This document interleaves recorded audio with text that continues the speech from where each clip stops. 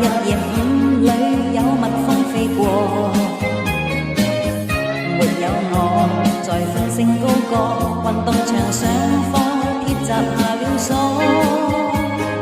真可惜，先生不會懶惰，放學有數不清的幾套功課，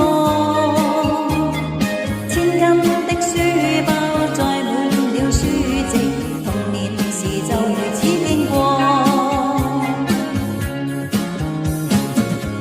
合作社食品真多，硬幣財富卻每日得一個。下了課幻想多多，望着牆壁去發夢樂趣多。真可惜，初戀心裏對象，每日見他都不敢傾訴清楚。知不知之間載滿了心事，童年時就如此經過。夜已晚就趕緊功課，但為何每次到夜都生疏？就似我大考的一天，樣樣題永遠發現做錯咗。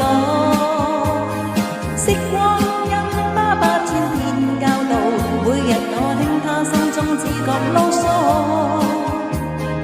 不知匆匆中已到了今日，童年時就如此飄過。